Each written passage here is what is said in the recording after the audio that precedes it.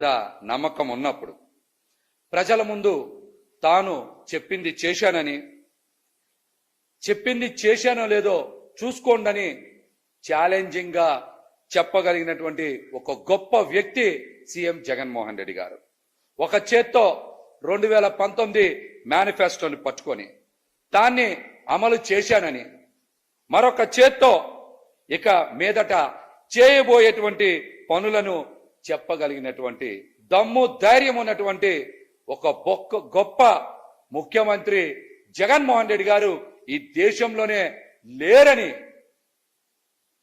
చెప్పేందుకు కూడా నాకు చాలా గర్వంగా ఉంది. జగన్మోహన్ రెడ్డి గారు ఫ్యాన్ గుర్తుకి ఓటేస్తే ఇప్పటి వరకు మారినటువంటి జీవితాల యొక్క గణాంకాలను వివరిస్తూ మళ్ళీ ఫ్యాన్ గుర్తుకి ఓటేస్తే ఏం చేస్తానో చెప్తూ ఉంటే, మరొక పక్కన చంద్రబాబు నాయుడు గారు 14 ఏళ్లు ముఖ్యమంత్రిగా పనిచేసి ప్రజలకి ఎలాంటి మేలు చేశానో చెప్పుకోలేనటువంటి ఒక దిక్కుమాలినటువంటి పరిస్థితిలో ఉన్నటువంటి వ్యక్తి ఆయన పదే పదే ఒకటే చెప్తా ఉన్నారు, జగన్మోహన్ రెడ్డి గారిని ఓడించడమే మా అందరి ముందున్నటువంటి లక్ష్యమని రోడ్ల మీద ఇష్టానుసారం తిరుగుతా ఉన్నారు. 14 ఏళ్లు ముఖ్యమంత్రిగా చేసి 4 మంచి పనులు కూడా చెప్పుకోలేకపోతా ఉన్నారంటే, ఇలాంటి ఒక నీచమైనటువంటి చంద్రబాబు గారు లాంటి రాజకీయ నాయకుడిని ప్రజలు ఎప్పటికీ కూడా హర్షించరని కూడా ఈ సందర్భంగా తెలియజేస్తా ఉన్నా. జగన్మోహన్ రెడ్డి గారికి ప్రజల్లో వస్తున్నటువంటి ఆదరణ చూసి అక్కస్తో, ఈర్షతో, ద్వేషంతో ఆయన నిరాశ నిస్పృహల్లోకి వెళ్ళిపోయి జగన్మోహన్ రెడ్డి గారి మీద దాడి చేయండి అని, చంపండి అని ఆయన హింసని ప్రేరేపించేలాగా, కిరాయి మూకలకి ఆయన ఏదో నాయకుళ్లాగా, ఆయన ప్రజాస్వామ్యంలో ఒక రాజకీయ పార్టీ నాయకుల్లా మాట్లాడట్లా, కిరాయి మూకలకి రాయకుల్లాగా, లేకపోతే సుఫారీ ఇచ్చి హత్యలు చేయించేటువంటి ఒక గ్యాంగ్కి నాయకుల్లాగా చంద్రబాబు నాయుడు గారు మాట్లాడుతూ ఉన్నారంటే ప్రజలు దీన్ని గమనించాలి. ఇటువంటి వ్యక్తి వల్ల పేద ప్రజల జీవితాల్లో ఎటువంటి మార్పు రాదు. ఇటువంటి వ్యక్తిని ఈ రాష్ట్రం నుంచి పారద్రోలకపోతే, తరిమేయకపోతే పేద ప్రజల జీవితాల్ని చిదిమేస్తారని కూడా ఈ సందర్భంగా ప్రజలకైతే తెలియజేస్తా ఉన్నా. చంద్రబాబు గారి సభల్లో కూడా ప్రజలు ఒకటే చెప్తా ఉన్నారంట, నిన్ను నమ్మం బాబు, మా నమ్మకం జగన్ గారే అని ప్రతి చోట చెప్తా ఉండబట్టే ఆయన బ్యాలెన్స్ కోల్పోయి మతి స్థిమితం తప్పి జగన్మోహన్ రెడ్డి గారి మీద ఇష్టానుసారం మాట్లాడుతూ ఉన్నారు.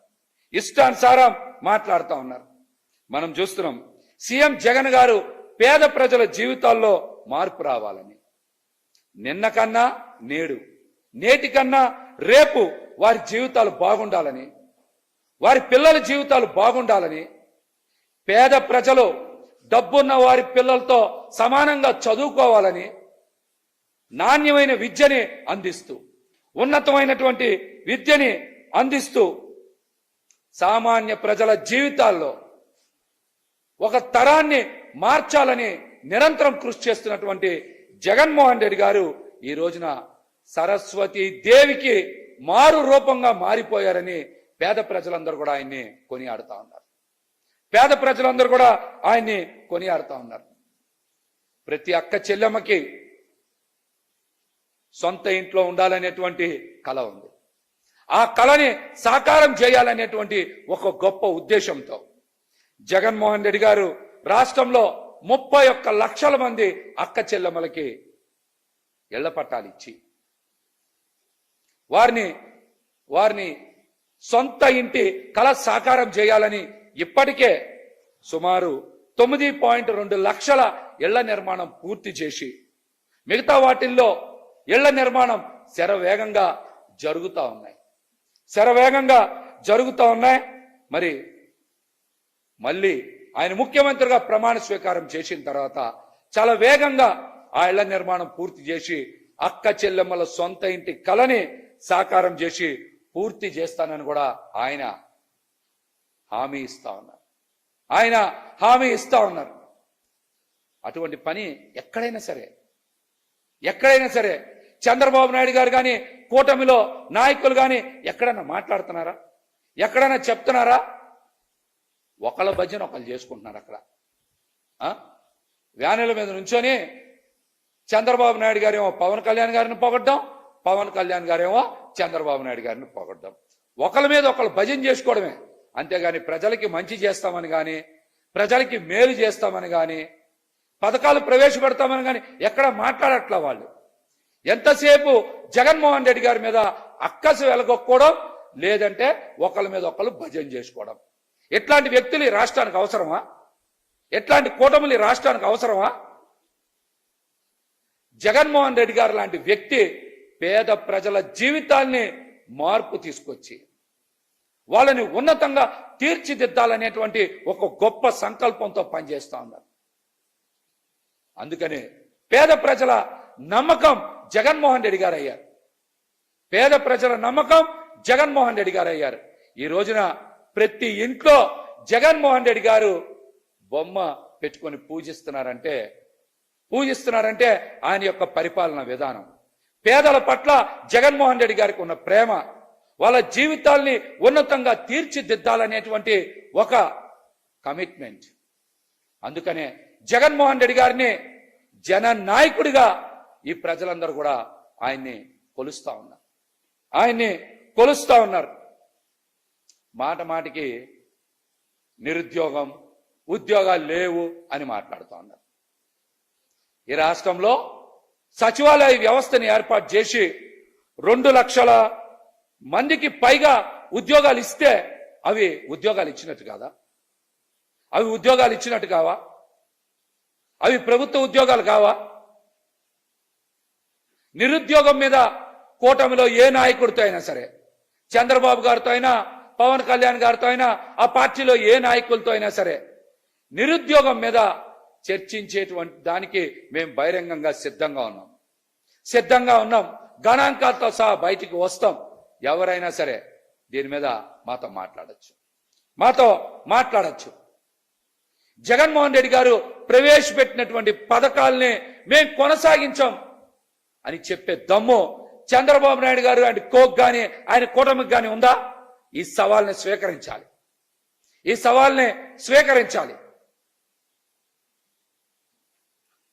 మేనిఫెస్టో అంటే జగన్మోహన్ రెడ్డి గారు చెప్పారు, మాకు బైబిల్, ఒక ఖురాన్, ఒక భగవద్గీత అని. కానీ చంద్రబాబు నాయుడు గారు ఈ ప్రపంచంలో ఏ రాజకీయ పార్టీ కూడా చేయదు. వెబ్సైట్లోంచే మాయం చేసినటువంటి వ్యక్తి. మేనిఫెస్టోనే వెబ్సైట్లోంచే ఆయన మాయం చేసినటువంటి వ్యక్తి. అటువంటి వ్యక్తి జగన్మోహన్ రెడ్డి గారు అమలు చేసినటువంటి సంక్షేమ పథకాలని కలలో అన్న అమలు చేయగలదా చంద్రబాబు నాయుడు గారు? కనీసం వాస్తవంలో కాదు, కలలో అయినా సరే జగన్మోహన్ రెడ్డి గారు అమలు చేసినటువంటి సంక్షేమ పథకాలని చంద్రబాబు నాయుడు గారు కలలో అన్న అమలు చేయగలరా? ఆయనకి ఎంతసేపు కూడా పెత్తందారులకి, పెట్టుబడిదారులకి, పారిశ్రామికవేత్తలకి దోచిపెట్టడం ఆయన ఎజెండా. అందుకే ఆయన అధికారంలోకి వస్తారు. వాళ్ళకి దోచిపెట్టడానికి ఆయన అధికారంలోకి వస్తారు. ఇంకో పక్కన జగన్మోహన్ రెడ్డి గారు సామాజిక న్యాయం చేస్తూ ఉన్నారు. బీసీ, ఎస్సీ, ఎస్టీ మైనార్టీలందరికీ కూడా మరి 50% పైగా చట్టసభల్లో తీసుకెళ్ళడానికి, అటు అసెంబ్లీలో ఇటు పార్లమెంట్లో 100కి పైగా స్థానాలు ఇచ్చినటువంటి ఒక గొప్ప వ్యక్తి జగన్మోహన్ రెడ్డి గారు. ఆయన ఈ వర్గాలన్నీ కూడా చట్టసభల్లో ప్రవేశించాలి, వాళ్ళ ఆత్మగౌరవం పెరగాలనేటువంటి ఒక గొప్ప సిద్ధాంత భావజాలంతో ముందుకెళ్తున్నారు. కాబట్టినే ఆయన అంబేద్కర్ గారి ఆలోచన విధానాన్ని వాస్తవ రూపంలో అమలు చేస్తున్నారు. కనుకనే జగన్మోహన్ రెడ్డి గారిని సామాజిక విప్లవకారుడని ఈరోజు రాష్ట్రంలో బీసీ, ఎస్సీ, ఎస్టీ మైనార్టీలందరూ కూడా కొనియాడుతూ ఉన్నారు. ఆయన సామాజిక న్యాయం చేస్తూ ఉన్నారు. కానీ లోకేష్ గారు లాంటి వ్యక్తి సామాజిక సమతుల్యత అమరావతిలో దెబ్బతింటదని, పేద సామాన్య వర్గాలు ఎవరు కూడా అక్కడ నివాసం ఉండకూడదని జగన్మోహన్ రెడ్డి గారు పెద్ద మనసుతో అక్కడ ఇళ్ల పట్టాలు ఇస్తే కోర్టులో వేసి ఆయన్ని నిలుపుదల చేయించినటువంటి ఒక దుర్మార్గ నైజం ఉన్నటువంటి వ్యక్తి నారా లోకేష్ గారు. పేద ప్రజలంట అమరావతిలో ఉంటే సామాజిక సమతుల్యత దెబ్బతింటదంట. మరి సామాజిక న్యాయం పేరుతో జగన్మోహన్ రెడ్డి గారేమో బీసీ, ఎస్సీ, ఎస్టీ, మైనార్టీలందరూ నా వాళ్ళందరూ బాగుండాలని ఆయన కష్టపడి పనిచేస్తూ ఉంటే, మరి నారా లోకేష్ గారు లాంటి వ్యక్తి సామాజిక సమతుల్యత దెబ్బతింటదని కోర్టులో కేసులు వేస్తున్నటువంటి అంశాన్ని పేద ప్రజలందరూ కూడా గుర్తుపెట్టుకోవాలి. ఇట్లాంటి పెట్టుబడిదారులకి, పెత్తందారులకి, అహంకారంతో విర్రవీగేటువంటి వ్యక్తులకి రాబోయే ఎన్నికల్లో మీరు బుద్ధి చెప్పాలని కూడా ఈ సందర్భంగా విజ్ఞప్తి చేస్తా ఉన్నా.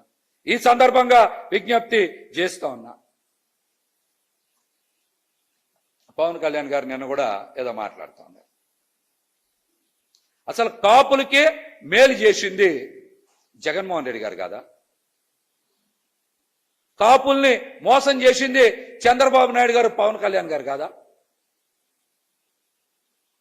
కాపు సామాజిక వర్గం అభివృద్ధి చెందాలని జగన్మోహన్ రెడ్డి గారు గత మేనిఫెస్టోలో 10,000 కోట్ల రూపాయలు, ఏడాదికి 2,000 కోట్ల రూపాయలు ఖర్చు చేస్తాం, అక్క చెల్లెమ్మల జీవితాలు మెరుగ్గా ఉండడానికి సహకరిస్తామని చెప్పి మేనిఫెస్టోలో చెప్పిన దానికన్నా మిన్నగా 34,000 కోట్ల రూపాయలు కాపు సామాజిక వర్గ అభివృద్ధికి, సంక్షేమానికి ఖర్చు పెట్టి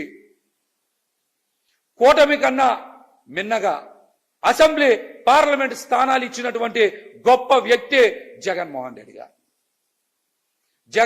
గారు. కాపులకి మేలు చేసినటువంటి వ్యక్తే జగన్మోహన్ రెడ్డి గారు. కానీ కాపుల్ని ఓటు బ్యాంకుగా మార్చుకోవాలి, కాపుల్ని చంద్రబాబు నాయుడు గారికి ఏదో విధంగా పల్లకి మోసేలా తయారు చేయాలి, జనసేనని పసుపు సేనగా మార్చేయాలి అని నిరంతరం కుక్క కన్నా ఎక్కువ విశ్వాసం చూపిస్తున్నటువంటి వ్యక్తి పవన్ కళ్యాణ్ గారు. ఆయన ఏ రోజన్నా సరే కాపులకి మేలు చేసేలాగా మాట్లాడారా? చెప్పండి. ఆయన చంద్రబాబు నాయుడు గారి ఇంటి ముందేదో కట్టిపడేస్తే మొయ్యడానికి ఎందుకంత శ్రమిస్తా ఉన్నారు? దీనికి గల మీ వ్యక్తిగత ప్రయోజనాలు ఏంటో ప్రజలందరికీ ఒకసారి చెప్పండి. పవన్ కళ్యాణ్ గారు పొద్దున్న లేచిన దగ్గర నుంచి ఎన్నికల ప్రచారంలో తెలుగుదేశం పార్టీ అధ్యక్షులు చంద్రబాబు నాయుడు గారి గురించి భజన చేయడం, బాకా ఓదడం, ఇదే పని అయిపోయింది ఆయనకి. ఇంకా ఇదే పని అయిపోయింది. ఆయన తీరు చూసి కాపు సామాజిక వర్గం కూడా తీవ్రంగా కలత చెందుతూ ఉంది. పవన్ కళ్యాణ్ గారు ఎదగడో, కాపుల్లో మరొకరిని ఎదగనివ్వరు. ఆయన రాజకీయం చెయ్యడో, ఇంకొక వ్యక్తిని రాజకీయాలు చెయ్యనివ్వరు. ఇదేం వ్యవహారం?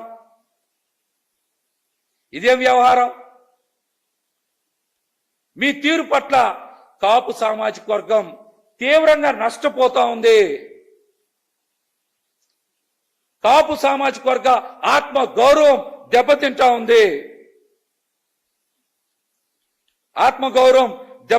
ఉంది. ఏ రోజైనా సరే మీరు కాపు రిజర్వేషన్ల గురించి చంద్రబాబు నాయుడు గారితో ఒక్క మాట మాట్లాడారా? కాపు యువత తాము సంపాదించిన డబ్బుల్లో తిని తినకుండా జనసేనకి విరాళాలు ఇస్తుంటే ఆ కాపు యువత కోసమో, ఆ కాపు సామాజిక వర్గం కోసమో ఒక్కసారైనా నోరెత్తారా పవన్ కళ్యాణ్ గారు? మీరు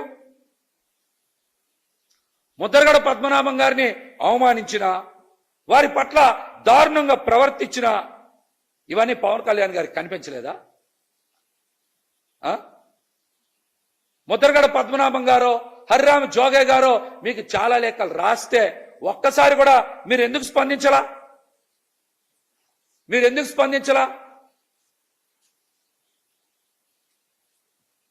ఈ అంశాల మీద మీరు సమాధానం చెప్పండి. చంద్రబాబు నాయుడు గారు అరటిపండు తినేసి ఆ తొక్క మీద విసిరితే ఆ తొక్కకే మీరు కింద పడ్డారు కదా. మీరు జనసేనని పసుపు సేనని అందుకే మార్చారా? మీరు జనసేనని పసుపు సేనగా అందుకే మార్చారా? దీనికి సమాధానం చెప్పండి. పవన్ కళ్యాణ్ గారి జీవితంలో ఏది పర్మనెంట్ కాదు, అన్నీ టెంపరీనే. ధర్మం మాట్లాడితే పవన్ కళ్యాణ్ గారు అక్కడ నిలబడరు. దొంగలు మాత్రమే, లేకపోతే దొంగల పక్షానో పవన్ కళ్యాణ్ గారితో ప్రయాణం చేస్తారు, లేదంటే ఆయన దొంగలతో ప్రయాణం చేస్తారు. 2 రోజుల నుంచి సోషల్ మీడియాలో చూస్తూ ఉన్నాం. కాకినాడ ఎంపీ అభ్యర్థి ఉదయ్ శ్రీనివాస్ గురించి పెద్ద ఎత్తున సోషల్ మీడియాలో ట్రోలింగ్ అవుతుంది. ఆయన ఇంజనీరింగ్ చదవలేదని, ఆయన మీద లుకౌట్ నోటీసులు ఉన్నాయని, విదేశాల్లో మోసం చేశారని, వీటి మీద మీరు ప్రజలకి స్పష్టత ఇవ్వాలి.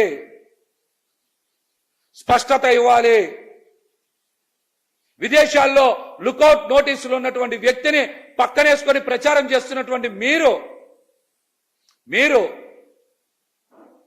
ప్రజల గురించి మాట్లాడే అర్హత లేదు. దొంగల్ని 420ని పక్కన నుంచో పెట్టుకొని ప్రచారం చేసేటువంటి మీకు ప్రజలు మద్దతు ఇవ్వరు. ఇంకో ముఖ్యమైన విషయం, పవన్ కళ్యాణ్ గారికి ఎక్కడ బాగా తగ్గాలో తెలుసు, ఎలా తగ్గాలో బాగా తెలుసు. ఎక్కడ తగ్గితే చంద్రబాబు నాయుడు గారి దగ్గర బాగా ప్యాకేజ్ వస్తుందో తెలిసినటువంటి ఏకైక వ్యక్తి ఈ రాష్ట్రంలో పవన్ కళ్యాణ్ గారే. కెమెరానో లైట్సో లేదో ప్యాకేజీ ఉంటేనే ఆంధ్రప్రదేశ్ ప్రజల వంక చూస్తారు, లేకపోతే ఆయన ఎప్పుడు చూడరు. ఆయనకి ఆంధ్రప్రదేశ్ ప్రజలు కూడా గుర్తుకు రారు. గత ఎన్నికల్లో గాజువాకలో ఓడిపోయారు. ఏ రోజైనా సరే గాజువాక నియోజకవర్గాన్ని 5 ఏళ్లలో సందర్శించారా? అక్కడున్న నాయకులతో కనీసం 10 మంది నాయకులతో మాట్లాడారా? అక్కడ ప్రజా సమస్యలను ఏ రోజైనా పట్టించుకున్నారా?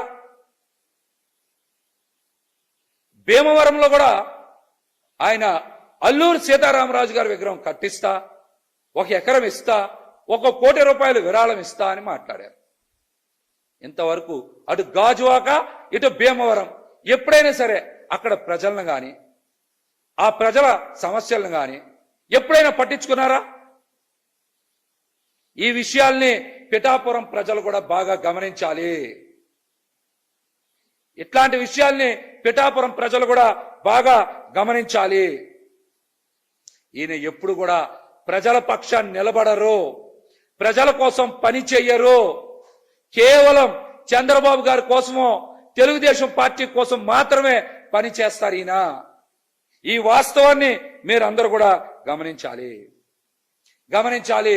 ఇంకొక ముఖ్యమైన విషయం, 2019 తర్వాత జనసేన పార్టీ నుంచి కేవలం కాపులు మాత్రమే ఎందుకు వైదొలిగారు? కాపు నాయకులు మాత్రమే ఎందుకు వైదొలిగారు? వెళ్ళిపోవడానికి కారణం ఏంటి?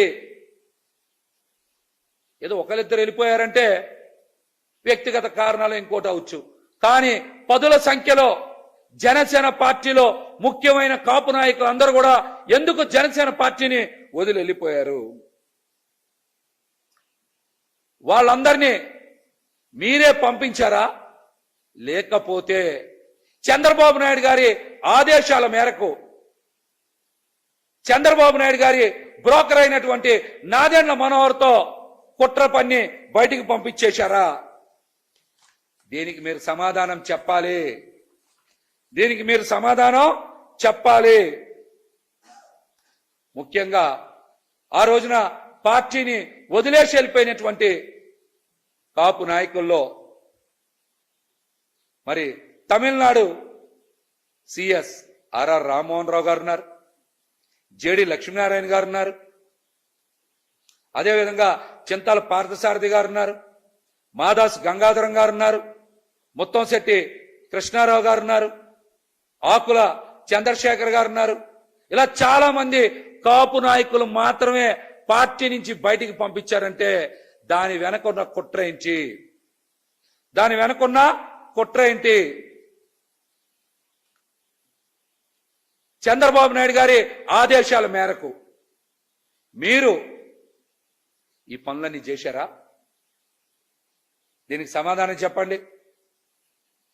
పార్టీలో మిమ్మల్ని నిత్యం అంటిపెట్టుకుని ఉండి మీకు సేవలు చేసినటువంటి ఒక కాపు యువకుడు అంజిబాబు లాంటి వ్యక్తి కూడా మీరు ఎందుకు బయటికి పంపించేశారో సమాధానం చెప్పాలి. సమాధానం చెప్పాలి. దీంతో పాటు Hyderabad party office account section కాలిపోయి ఏడాది అవుతుంది. ఇంతవరకు మీరు ఎఫ్ఐఆర్ నమోదు చేయించారా? చేయించలేదా? దర్యాప్తు చేయించారా? చేయించలేదా? అకౌంట్ సెక్షనే ఎందుకు కాలిపోయింది? అక్కడ ఇన్కమ్ ట్యాక్స్ కి సంబంధించినటువంటి ఫైల్సే ఎందుకు కాలిపోయినాయి? మీరే కాల్పించేశారా? మీరే ఆ పని చేశారా? మీరే ఆ పని చేసి అక్కడ కార్యాలయంలో పనిచేస్తున్నటువంటి 42 యువకుల మీద ఆ నెపం నెట్టి వాళ్ళని బయటికి పంపించారా? ఆ బయటికి పంపించిన 42 మందిలో కూడా 30 మందికి పైగా కాపు యువత ఉన్నారా లేరా? దీనికి కూడా మీరు సమాధానం చెప్పాలి. సమాధానం చెప్పాలి. కాలిపోయిన ఫైల్స్ అన్ని కూడా ఇన్కమ్ ట్యాక్స్ కి సంబంధించినయేనా? అందులో ఏం రహస్యం దాగుంది? ఇట్లాంటి అంశాలకి మీరు ఖచ్చితంగా సమాధానం చెప్పాలని కూడా మేమైతే డిమాండ్ చేస్తా ఉన్నాం.